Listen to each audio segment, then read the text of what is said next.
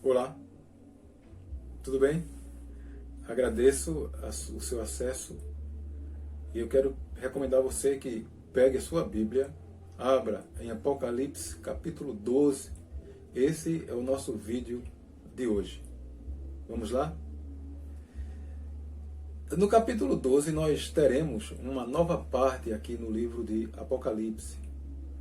Então, ao iniciarmos esta lição, devemos ter em mente o que já se passou, desde o primeiro capítulo, que serve de introdução ao livro, que apresenta Jesus Cristo como a fonte desta revelação e como o Senhor eterno e poderoso. Nos capítulos 2 e 3, nós vamos ter as cartas às 7 igrejas da Ásia, enquanto que nos capítulos de 4 a 11, a revelação ela será vista por etapas sobre o plano de Deus para os povos. Quando o Pai e o Filho são vistos no céu, recebendo a adoração de todas as suas criaturas, isto nos capítulos de 4 a 6, aliás, de 4 a 5. Os 7 selos, nos capítulos de 6 a 8. No capítulo 7 existe um intervalo de consolo, é o chamado intervalo de consolo, no capítulo 7. As 7 trombetas elas acontecem nos capítulos de 8 a 11. Existe um intervalo nos capítulos 10 e 11.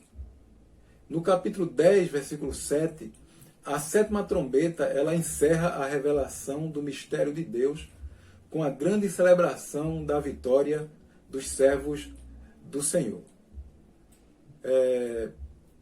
Então, a gente vai ter ainda, no resto do livro, uma apresentação ampliada dos detalhes dessa grande vitória. Essa parte, que por hora se inicia, é prevista, aliás, no capítulo 10, e traz os acontecimentos dramáticos dos capítulos de 12 a 22, que constituirão a mensagem do juízo rigoroso que João viu-se obrigado a pregar às nações.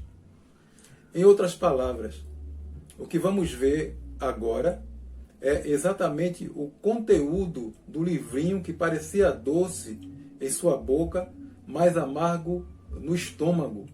Né? E a gente viu isso no capítulo 10, versículos 9 e 10. Então, o que será revelado nos capítulos restantes de Apocalipse é exatamente o conteúdo desse livrinho. A desolação final e completa anunciada pela 7ª trombeta será revelada aos leitores de João. Então, daqui a pouco a gente volta com o conteúdo, tá certo?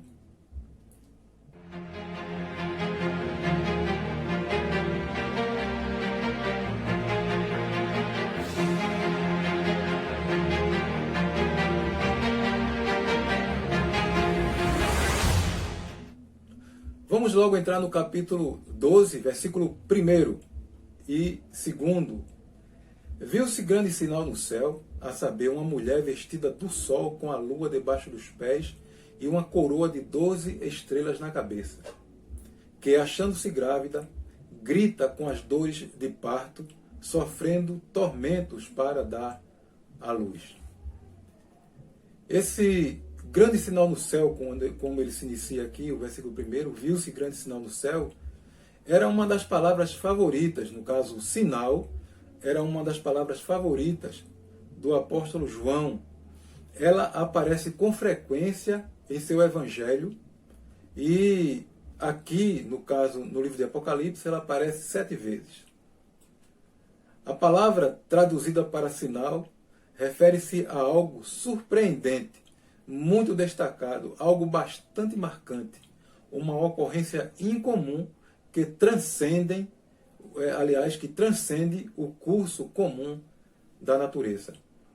A Bíblia NVI, ela vai trazer, nesse primeiro versículo aqui, um sinal extraordinário. O céu aqui descrito, ele não se trata da habitação de Deus, tá certo?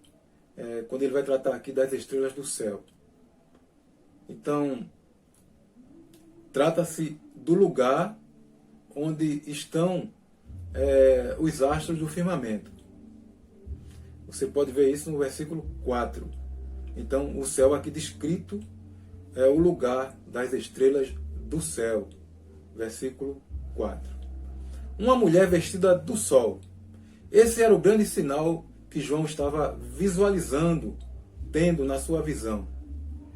Sobre este sinal, algumas explicações interessantes já foram colocadas.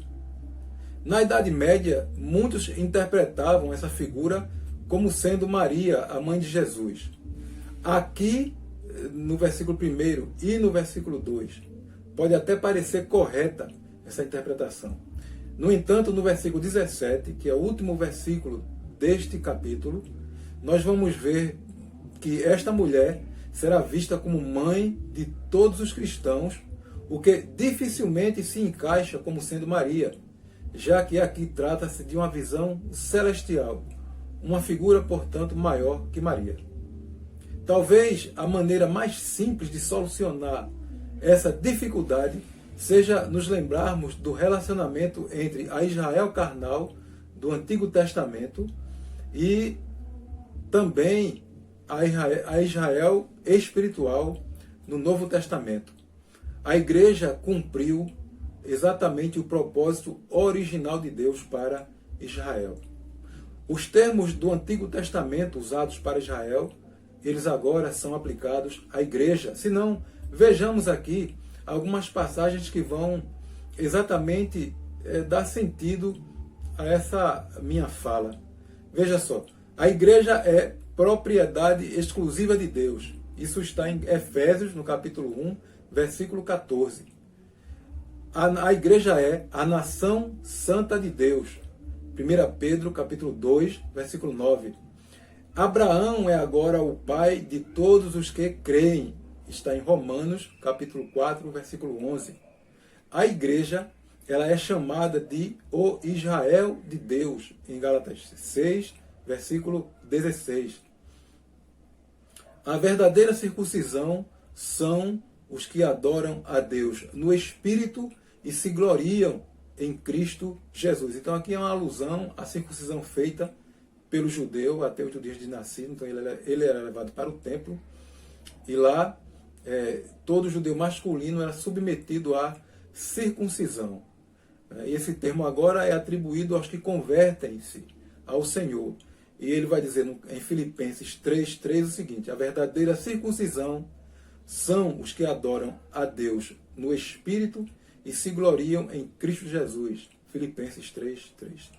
Então nós teremos uma certa segurança em identificar a mulher com o termo genérico Israel, entendendo que antes do nascimento de Jesus, ela era a Israel carnal, tá certo? E depois do nascimento de Jesus, ela torna-se a Israel espiritual com o surgimento da Igreja do Senhor. Essa mulher, ela representa, então, o povo de Deus, como podemos perceber pela descrição que é dada a ela. Se não vejamos, ela aparece com a lua debaixo dos pés. Debaixo dos pés aqui vai indicar domínio sobre algo. O povo de Deus, ele serve como luz no mundo, um mundo que está envolto em trevas, e a igreja como luz vai exatamente revelar a este mundo a luz da revelação divina. E sobre isso, Mateus capítulo 5, versículos 14 a 16, vós sois a luz do mundo, não se pode esconder a cidade edificada sobre o monte. No versículo 15, nem se acende uma candeia para colocá-la debaixo do alqueire, mas no velador, e alumia a todos os que se encontram na casa. Versículo 16, assim brilhe também a vossa luz diante dos homens, para que vejam as vossas boas obras e glorifiquem a vosso Pai que está nos céus. Isso Mateus capítulo 5, versículos 14 a 16. A gente está tendo um barulhinho aqui, o vizinho com som alto. Espero que dê para você ter entendimento do que está sendo tratado, tá bom? Desde já peço desculpas, isso foge do nosso controle, né? Então, essa mulher, ela vai também ter uma coroa de 12 estrelas na cabeça. Então, a coroa de 12 estrelas, onde a coroa é símbolo de vitória, e o número 12 é outro símbolo também para o povo de Deus. E no verso 2 diz que, achando-se grávida, grita com as dores de parto, sofrendo tormentos para dar à luz. Então, essa mulher achava-se grávida. Como já vimos, a mulher é figura do povo de Deus, destinado a gerar o verdadeiro descendente que seria o inimigo predestinado do diabo. Gênesis capítulo 3, versículo 14 e 15, isso sendo falado a Abraão, né? O povo de Israel não tinha nem surgido ainda, mas ali já existia uma visão de futuro para o Senhor Jesus Cristo. Então, o Senhor Deus disse à serpente: visto que isso fizeste, maldita és entre todos os animais domésticos, e o és entre todos os animais selváticos. Rastejarás sobre o teu ventre, e comerás pó todos os dias da tua vida. Porém, inimizade entre ti e a mulher, entre a tua descendência e o seu descendente. Esta te ferirá a cabeça, e tu lhe ferirás o calcanhar. Então aqui é o chamado do proto-evangelho, já prefigurando aqui, né, já mostrando que a humanidade ela não seria esquecida em seu pecado, mas que alguém viria para derrotar o diabo. Então, o diabo ele sempre teve consciência do eterno propósito de Deus e da importância fundamental da igreja, do Antigo e no Novo Testamento, para que se cumprisse a vontade do Senhor. Fez então, consequentemente, tudo para impedir que o velho Israel pudesse, ele fez de tudo, melhor dizendo, para impedir que houvesse progresso no projeto de Deus com relação ao velho Israel do Antigo Testamento, que era exatamente a nação que iria gestar o Messias. Então, Israel ele veio com esse intuito, a gente vai tratar disso um pouco mais na frente, de trazer o Messias que surgiria de dentro ali da nação de Israel para salvar o mundo. No ato de gerar o descendente, se resume exatamente a missão, a função e a razão de ser do povo de Israel, no Antigo Testamento. Os homens da velha aliança, eles sabiam dessa missão. E o profeta Miqueias, ele vai exatamente relatar isso em Miqueias, no capítulo 4, versículos de 9 até o capítulo 5, versículo 4. Eu peço que você dê uma lida nessa passagem. Miqueias, capítulo 4, versículos 9 até 5. Capítulo 5, versículo 4. Essa mulher, ela vai gritar com as dores de parto, sofrendo tormentos para dar à luz. Então, esses tormentos para dar à luz. O povo fiel esperou durante muito tempo, ansioso pela vinda do Messias. Da primeira promessa messiânica, em Gênesis capítulo 3, versículo 15, porém inimizade entre ti e a mulher, entre a tua descendência e o seu descendente. Este te ferirá a cabeça e tu lhe ferirás o calcanhar, até as promessas a Abraão, Isaque e Jacó. As profecias dos últimos anos do Antigo Testamento, até a expectativa dos fiéis, como Simeão e Ana. E você vai ver isso em Lucas 2, 25 a 38. E a esperança da chegada do Cristo, ela tão somente crescia em Israel. Então, aqueles que eram judeus fiéis à lei, eles tinham no coração essa ansiedade em ver a chegada do Messias. E nós vamos ver isso muito bem sendo expresso pelo próprio Simeão, né? E também Ana nessa passagem em Lucas, capítulo 2, versículos 25 a 38. Então, desde Abraão, lá em Gênesis, no capítulo 12, versículo 3, quando ele diz que em Abraão seriam benditas, ou serão benditas todas as famílias da terra, que o povo fiel do Antigo Testamento ansiava, né, para ver para a chegada do Messias. Então, no versículo 3 agora. Viu-se também outro sinal no céu, e eis um dragão, grande, vermelho, com 7 cabeças, 10 chifres, e nas cabeças 7 diademas. A sua cauda arrastava a terça parte das estrelas do céu, as quais lançou para a terra, e o dragão se deteve em frente da mulher, que estava para dar à luz, a fim de lhe devorar o filho quando nascesse. Então, e eis um dragão, assim começa o versículo, né? Aqui em Apocalipse, como também em outras obras de literaturas não bíblicas, o dragão ele vai ser sempre figura representativa, é uma figura comum para representar o mal. Ele representa tudo que é mal, sinistro, destrutivo e de oposição a Deus. Ele é vermelho, então nessa cor ela é representativa para sangue, e a gente viu isso muito bem no capítulo 6, versículo 4, com relação ao cavalo vermelho, né?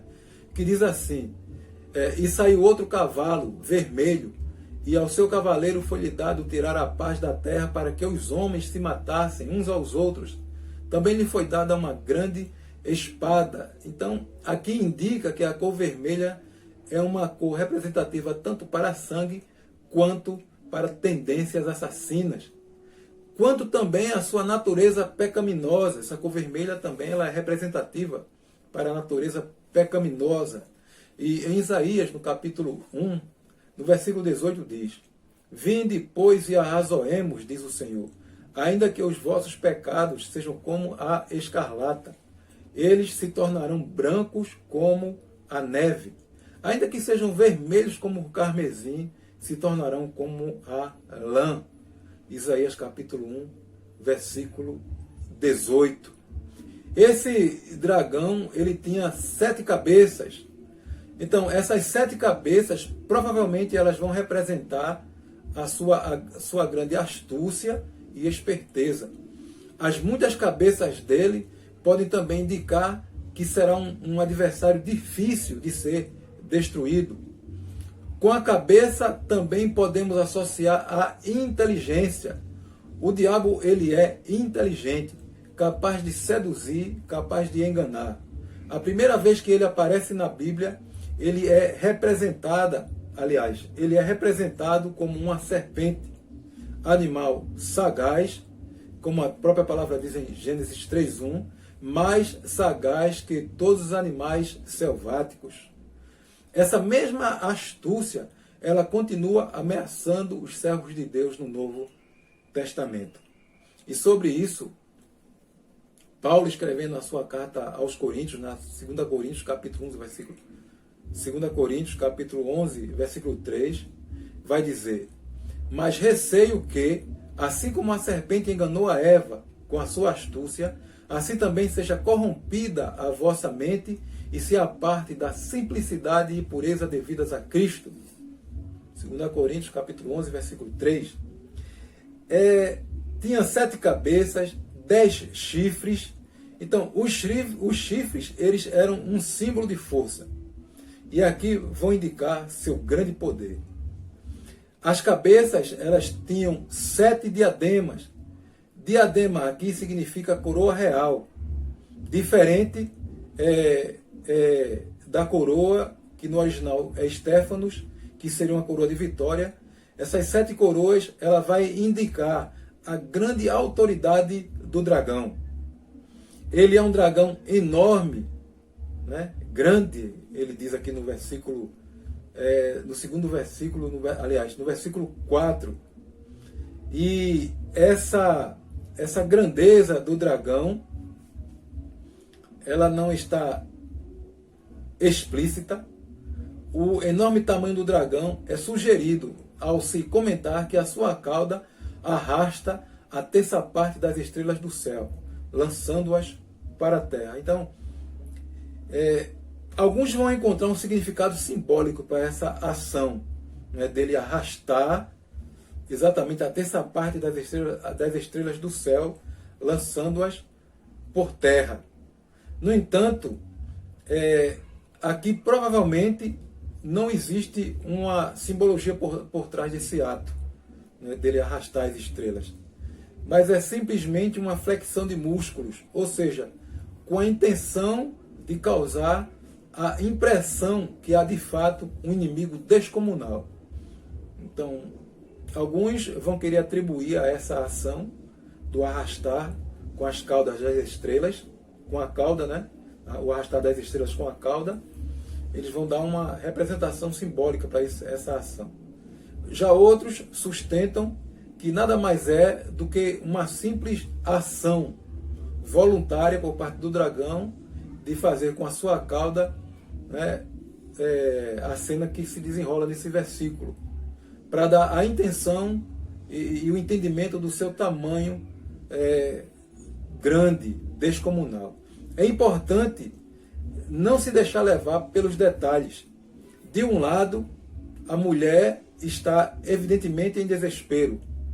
Do outro lado, existe um monstro alto como uma torre, com múltiplas cabeças, vermelho fogo, cujos olhos grandes e redondos, como de uma serpente, estavam fitando a mulher, aguardando tão somente que essa mulher, ao dar luz à criança, ele pudesse devorar a criança. Agora, aí sim, por trás de toda essa expectativa do dragão e o temor da mulher, existe uma simbologia que nós vamos tentar aqui traduzir isso para um melhor entendimento. Tá certo? Então, entre as duas personagens existe uma diferença gritante. E neste quadro, essa diferença vai saltar aos olhos de João. Estão presentes em desespero uma mulher e a força esmagadora de um dragão de tamanho descomunal. Qualquer um de nós, pessoas comuns, que olha para uma cena desse tipo, já iríamos resolver mentalmente, como dada por certa, que a mulher e o filho, eles não teriam, essas personagens aqui, elas não teriam a menor possibilidade de sobreviver. O resultado parece ser de conclusão fácil, né? A previsão parece ser fácil. Então, no versículo 5 e versículo 6, nasceu-lhe, pois, um filho varão, que há de reger todas as nações com cetro de ferro. E o seu filho foi arrebatado para Deus, até ao seu trono. A mulher, porém, fugiu para o deserto, onde lhe havia Deus preparado lugar para que nele a sustentem por 1260 dias. Então, no versículo 5, nasceu-lhe, pois, um filho varão, que há de reger todas as nações com cetro de ferro. No versículo 5. O filho aqui trata-se de Jesus. Diversas profecias do Velho Testamento, elas vão confirmar que ele veio para reinar com cetro de ferro sobre as nações. O Salmo 2 é uma passagem que vai fornecer a linguagem deste versículo. E é a profecia que serviu de conforto aos cristãos perseguidos em Jerusalém nos primeiros momentos da Igreja do Senhor. E você pode ver exatamente Atos capítulo 4, versículos 23 a 31. Então esse Salmo 2 ele serve de alento, de conforto para os cristãos na igreja, no início, nos dias iniciais da igreja, nos tempos iniciais da igreja. Então, para confirmar, Atos 4, 23 a 21. Esse salmo ele é uma das grandes profecias que alimentavam a esperança de Israel durante séculos também, antes do nascimento do Messias. Toda a esperança diabólica de uma vitória do mal vai depender exatamente desta luta contra o filho que nasceu. Se ele conseguir devorar o Messias, o dragão se estabelecerá como o monarca dos reinos da terra. Então, na segunda parte do versículo 5, e o seu filho arrebatado para Deus até ao seu trono, melhor dizendo, e o seu filho foi arrebatado para Deus até ao seu trono. Ela, a mulher, ela encontra-se diante do dragão que está furioso, mas também ele está frustrado. E por que ele se frustra? Pelo fato de não ter conseguido destruir o filho. O dragão agora pode destruir apenas a mulher, o que também deixa-o frustrado mais uma vez. Veja o que diz no versículo 6. A mulher, porém, fugiu para o deserto, onde lhe havia Deus preparado lugar que nele a sustentem. Eu vou repetir o versículo 6, tá bom? A mulher, porém, fugiu para o deserto, onde lhe havia Deus preparado lugar para que nele a sustentem durante 1260 dias. A mulher, ela foge. A mulher aqui como figura do povo de Deus. E esses seguidores são exatamente, aliás, esse povo de Deus são exatamente os seguidores do Senhor Jesus e que participam de sua igreja. Essa aqui é exatamente a mulher figura da igreja. Então ela vai fugir para o deserto, no caso a igreja. Por 1260 dias, nós podemos perceber aqui mais uma vez o período de 3 anos e meio, significando aqui que seria um tempo curto de tribulação, mas sob a proteção especial de Deus. Então, quero fazer aqui uma observação. A mulher fugindo para o deserto e sendo sustentada por Deus nos remete exatamente a Israel no Velho Testamento. Reis que oprimiam o povo de Deus sempre eram retratados como monstros, crocodilos ou dragões. E no final, Deus sempre libertando o seu povo das mãos deles. É o caso aqui de Nabucodonosor, em Jeremias, no capítulo 51, versículo 34, que diz o seguinte: Nabucodonosor, rei da Babilônia, nos devorou, esmagou-nos e fez de nós um objeto inútil. Como um monstro marinho, nos tragou, encheu a sua barriga das nossas comidas finas e nos arrojou fora. Na libertação do povo da escravidão no Egito, do poder de Faraó, ele foi levado ao deserto. O povo foi levado ao deserto e lá também foram sustentados com maná do céu. E Isaías, capítulo 27, versículos de 1 a 3, certamente a igreja perseguida aqui no Apocalipse, ela seria grandemente consolada, quando Isaías vai dizer exatamente assim: naquele dia o Senhor castigará com a sua dura espada, grande e forte, o dragão, serpente veloz, e o dragão, serpente sinuosa, e matará o monstro que está no mar. Naquele dia, dirá o Senhor, cantai a vinha deliciosa. Eu, o Senhor, a vigio, e a cada momento a regarei, para que ninguém lhe faça dano. De noite e de dia eu cuidarei dela. Então, imagina você vivendo no tempo da perseguição, né? O Império Romano sufocando a Igreja do Senhor, e você lendo exatamente uma profecia como esta. Então, essa profecia aqui certamente consolaria ou consolou grandemente a Igreja do Senhor naqueles tempos. Mas o tema aqui dessa observação que eu estou fazendo é exatamente as figuras utilizadas, né, de dragão para muitos dos que perseguiram a Igreja, o povo de Deus, no passado. Então, tanto o dragão quanto a besta do abismo, aqui em Apocalipse, elas vão atacar ferozmente o povo de Deus. Mas no final serão derrotados e o povo de Deus, ele triunfará.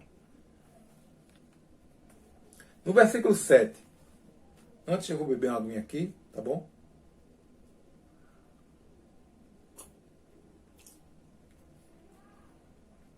Houve peleja no céu.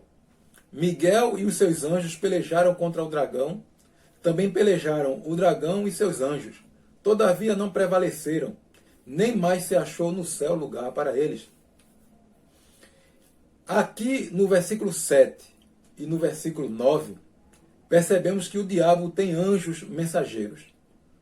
Por enquanto a gente vai trabalhar aqui o versículo 7 e 8, tá bom? E depois no versículo 9 a gente confirma essa questão dos anjos mensageiros. Então, o diabo também tem seus anjos mensageiros. E eles estão exatamente sobre o controle, sob ou debaixo do controle do diabo. Em Mateus 25, versículo 41, diz: Então o rei dirá também aos que estiverem à sua esquerda: Apartai-vos de mim, malditos, para o fogo eterno, preparado para o diabo e seus anjos. Mateus 25, 41. Então o diabo, ele tem os dele, né? Ele tem os emissários, né, dele, para que ele possa enviar e tocar o terror, nesse caso aqui específico, na igreja. Mas a igreja, ela é guardada pelo Senhor. Então, aqui ainda no versículo 7, fala que houve peleja no céu. Agora é revelada aqui uma batalha espiritual. E esta batalha é a que vai garantir a vitória dos fiéis. Miguel e seus anjos também são vistos aqui no versículo 7.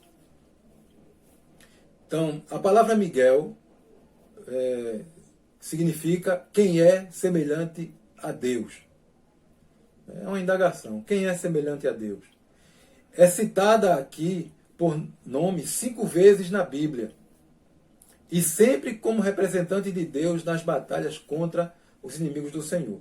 Se não, vejamos. Em Daniel, capítulo 10, versículo 13, e de 20 a 21, contra os príncipes dos persas e dos gregos, é visto aqui Miguel. No capítulo 12 de Daniel, no versículo 1, Miguel é visto como defensor do povo de Deus. Em Judas, no capítulo 9, ele é visto como o arcanjo de Deus lutando pelo corpo de Moisés. E aqui nessa passagem, especificamente, ele é um líder do exército celestial contra o diabo e seus anjos. Então, este Miguel, aqui, ele não é Jesus. Apesar de alguns grupos religiosos chegarem a afirmar. Nem aqui, nem em outro lugar, vamos encontrar qualquer indício, qualquer prova de que Miguel seja Jesus. Nos próximos versículos veremos a vitória de Miguel, sendo ele nada mais além que um representante de Deus que vence o diabo. Mais adiante a gente vai ver, tá certo? No versículo 8, havia não prevaleceram, nem mais se achou no céu o lugar deles. A serpente, ela perdeu a batalha. Ela perdeu para sempre. A sua posição no céu, ela não mais existe, uma vez que o julgamento de Satanás já havia sido concluído. João, no capítulo 16, o Evangelho de João, no capítulo 16, no versículo 11, diz: do juízo, porque o príncipe deste mundo já está julgado, o Senhor falando. Não é? Então já foi sacramentada a derrota do inimigo para sempre. Mas ainda tem mais coisas, a gente vai ver lá na frente, tá bom? Então, desde que em Jesus todo o procedimento mundano foi julgado, aquele que lhe dera esse tipo de modo de viver, o diabo, ele não tem direito a um lugar na presença de Deus. Em João, capítulo 12, versículo 31, o Senhor falando, ele vai dizer: chegou o momento de ser julgado este mundo, e agora o seu príncipe será expulso. Para quem não sabe, o capítulo 12 começa no Evangelho de João, já os momentos finais de Jesus entre os apóstolos. Jesus fisicamente falando, né? Assim, em carne e osso como eu e você. Então, ele vai dizer: chegou o momento de ser julgado este mundo, e agora o seu príncipe será expulso. E eu acredito que a gente vai trabalhar um pouco mais esse pensamento um pouco mais na frente. No versículo 9 diz: e foi expulso o grande dragão, a antiga serpente que se chama Diabo, e Satanás, o sedutor de todo o mundo, sim, foi atirado para a terra, e com ele os seus anjos. E agora? E foi expulso o grande dragão, a antiga serpente, que se chama Diabo e Satanás, o sedutor de todo o mundo. Então, o dragão ele é uma imponência, né? É uma grandeza espiritual do mal, como indicam seus nomes. Os nomes que vão ser atribuídos ao dragão, diabo, que na sua essência significa, da palavra, significa caluniador ou acusador, Satanás, que significa adversário, né? Esses nomes vão exatamente indicar as características desse ser. Ele é um caluniador, ele é um acusador, ele é um adversário. No livro de Apocalipse, Satanás, ele é o adversário manifesto de Deus, que se opõe a todas as formas possíveis, melhor dizendo, ao eterno propósito de Deus. Ainda na segunda parte do versículo 9 diz, sim, foi atirado para a terra e com ele os seus anjos. Capítulo 9, na sua segunda, aliás, versículo 9. Na sua segunda parte. O castigo de Satanás, ele vai acontecer em 2 estágios. O primeiro estágio, ele é expulso do ambiente espiritual. Ele é lançado ou atirado no ambiente espiritual mais terreno, onde ficará atuando por um período definido, 1260 dias. Então, esse período é o período em que ele vai perseguir exatamente a igreja, que é o corpo de Jesus. O segundo estágio, exatamente, será na volta de Cristo, quando ele vier buscar a sua igreja. E, consequentemente, o diabo será lançado no abismo para sofrer eternamente. No capítulo 20, versículo 10, queira Deus, né? Se ele permita, a gente vai ver e trabalhar mais esse versículo lá, já no finalzinho do nosso momento, do nosso estudo. Então, esses 2 estágios. Primeiro, ele é lançado do ambiente espiritual, não é? Em que ele vivia, e lançado no ambiente espiritual mais na terra.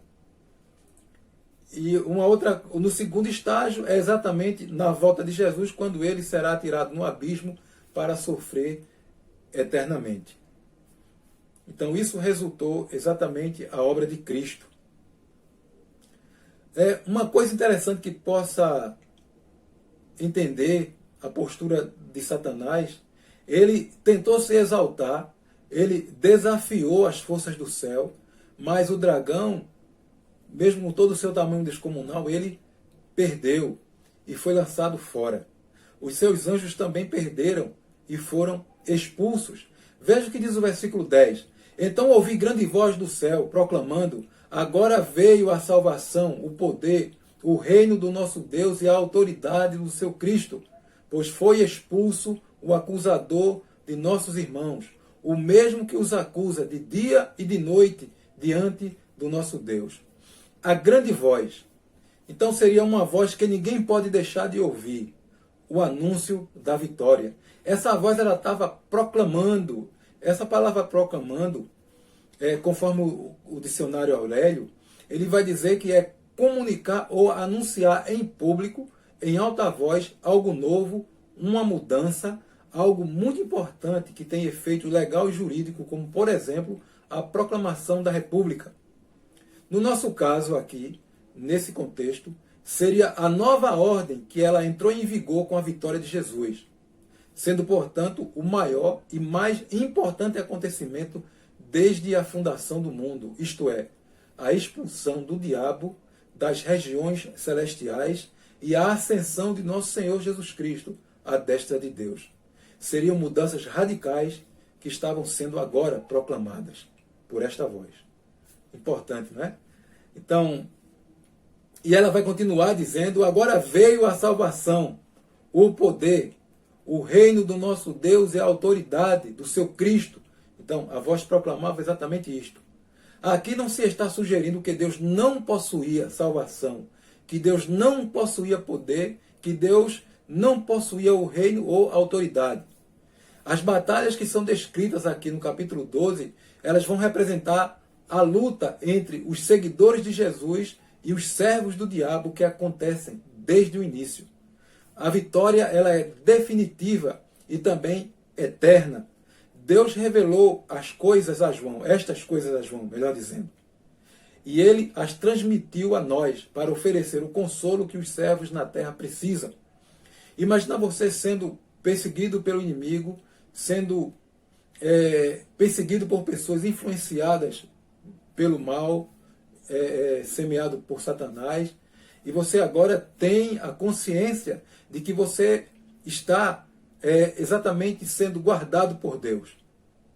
Através de toda essa visão que João está tendo, e ele está passando isso para você. Isso só pode resultar em conforto.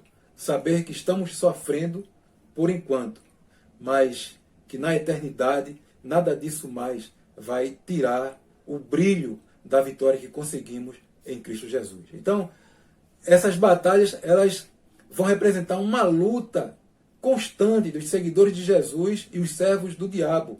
E elas acontecem desde sempre, desde o início. No entanto, a vitória ela é definitiva e eterna. João teve essa revelação dada por Deus. E ele as transmite a todos nós, independente das épocas, independente do tempo, para oferecer o consolo que os servos na terra precisam. Não esquecendo, neste caso aqui, que nós temos um contexto, a perseguição da igreja no primeiro século. Então o dragão ele iria, vamos dizer assim, perseguir a igreja durante todo o período de 1260 dias. Lembra o tempo? Né? Então, ela não seria uma perseguição só específica naquele tempo, mas ele continua a perseguir a igreja. Continua a lançar dúvida no coração dos fiéis. Ele continua a lançar as suas sementes na esperança de germinar e destruir a igreja do Senhor. No entanto, não esqueça, a igreja do Senhor ela foi protegida no primeiro século, foi protegida tempos atrás e continua sendo protegida e será protegida, porque o destino final da igreja do Senhor é estar no céu para sempre com Ele. Então, essa vitória ela é definitiva e eterna. E a voz continua: pois foi expulso o acusador de nossos irmãos, o mesmo que os acusa de dia e de noite diante do nosso Deus. No Velho Testamento, nós vamos ler que algumas vezes acontecia do diabo ele ir ao céu para reclamar alguém a Deus. Como no caso de Jó, por exemplo. Jó no capítulo 1, versículos de 1 até o capítulo 2, versículo 7. Você pode dar uma lida aí, perceber. Então, mas após a ascensão de Jesus Cristo, ao que parece, esse direito ele foi tirado. Lembra que ele foi atirado das regiões celestes, regiões espirituais. Desculpem. Ele foi atirado, né, da região celestial onde ele estava e foi atirado para a região espiritual na terra. Então, tem sentido. Agora Satanás ele não tem mais direito de nos acusar diante de Deus como fazia no passado. As vitórias sobre os demônios durante o ministério de Jesus e dos seus discípulos demonstravam o poder divino para convencer até mesmo o próprio diabo. Né? Então a gente vai ver passagens como Lucas capítulo 11, do versículo 20 até o versículo 23, Lucas capítulo 10, versículos 17 e 18. Então, como foi profetizado milhares de anos antes, Jesus ele pisou na cabeça da serpente. Né? Gênesis capítulo 3, versículo 15. Sobre isso, vejamos Apocalipse capítulo 12, versículos de 7 a 10. Diz assim: houve peleja no céu. Miguel e os seus anjos pelejaram contra o dragão. Também pelejaram o dragão e seus anjos. Todavia não prevaleceram, nem mais se achou no céu lugar para eles. E foi expulso o grande dragão, a antiga serpente que se chama Diabo e Satanás, o sedutor de todo o mundo. Sim, atirado foi para a terra, e com ele os seus anjos. No versículo 10, então ouvi grande voz do céu proclamando: agora veio a salvação, o poder, o reino do nosso Deus e a autoridade do seu Cristo, pois foi expulso o acusador de nossos irmãos, o mesmo que os acusa de dia e de noite diante do nosso Deus. Então, essa vitória, ela ocorreu no tempo quando a salvação e o reino de Cristo vieram, a da proclamação aqui do capítulo 12, versículo 10. Cristo, momentos antes de seguir para a sua morte na cruz, ele diz, possivelmente confirmando esse fato: chegou o momento de ser julgado este mundo, e agora o seu príncipe será expulso. João 12, 31, já vimos, e agora a gente vai tratar um pouco mais sobre isso. A linguagem de hoje, ela diz no capítulo 12, versículo 31, chegou a hora de este mundo ser julgado, e aquele que manda nele será expulso. Né? Então, tem sentido, não é? Então, a vitória de Cristo na cruz, ela é um marco inicial de um novo tempo espiritual para o ser humano. As pessoas que estavam sob o domínio de Satanás, com ele detendo um considerável poder, ele agora era destituído desse poder, apesar dele ter um poder, mas um poder limitado. Ele abandona, é lançado do primeiro local onde antes habitava para estar agora na terra, sendo, como já vimos antes, o primeiro estágio de condenação do diabo. E o segundo estágio, a gente vê no capítulo 20, versículo 10, que vamos ver mais adiante, é o seu completo, a sua completa ruína. Ele vai ser lançado no lago que arde como fogo e enxofre, onde será atormentado, ele e todos os seus servos, né, para todo sempre.